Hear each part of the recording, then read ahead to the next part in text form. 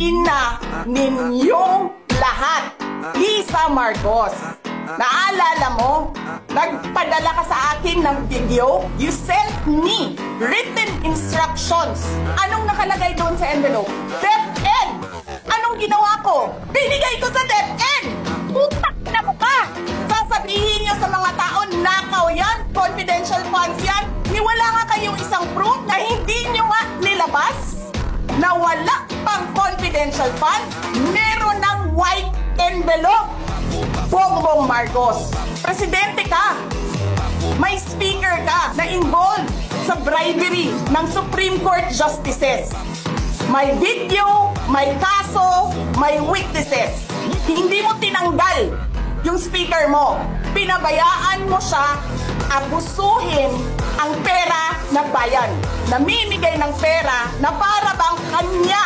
Martin Romualdez, nangangampanya tayo. Nakasakay tayo sa eroplano.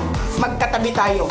Nagre-reklamo ka, putang ina ka, walang pera. Kasi, ano sabi mo? Gium-um ni Lisa Marcos o ni BBM ang kwarta. Reklamo ka ng reklamo sa akin. Ano sinabi ko sa'yo? Huwag ka mag-alala. Lahat ng gusto tumulong sa akin, ipapadala ko sa iyo. Kunin mo lahat. Wala ka ng pera. Sabi mo sa akin, okay lang. Pag nanalo kayo, babawiin ko lahat yan. Ang buong akala ko, babawiin mo sa negosyo mo. Legitimate businessman ka naman eh. Mina, pagsira sa kalikasan, media, tanggap ka sa Pogo. Pinaalis nyo lahat ng kompetisyon ninyo, naiiwan ang Pogo mo. May nagsasabi pa, tumatanggap ka sa smuggling, sa droga.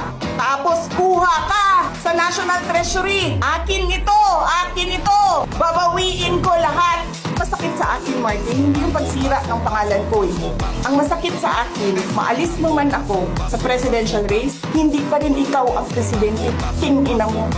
Walang buboto sa'yo. Please lang. Wala. Hindi ka nga dumadaan ng contest eh. Kasi wala kang kalaban sa Tacloban. There is nothing in you except money. Yan lang, Martin. Harapin mo yung katotohanan. Walang walang boboto sa'yo. Senador man, Vice President man, President man, walang boboto sa'yo. Hindi ko nga alam kung mananalo ka pa ngayon sa Tacloban eh.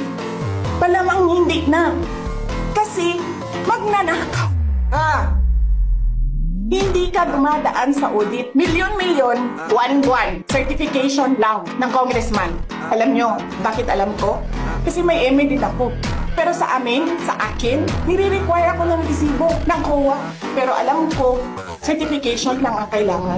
Pero nagko-comply ako. Bigay nyo lahat ng resibo. Wala akong corruption case. Sinasabi ninyo, nawawala ang pera dahil may notice of disallowance. Ano ba ibig sabihin ng notice of disallowance doon? Kulang yung mga papel ninyo. Kasalanan ko ba yan? Galing sa field ang papel. Hindi naman ako ang gumagawa ng papel eh. Walang nag-audit sa inyo. Sino ang nag-audit ng confidential funds ng Office of the President? Wala. Huwag kang mag-alala, ma'am, sa security ko.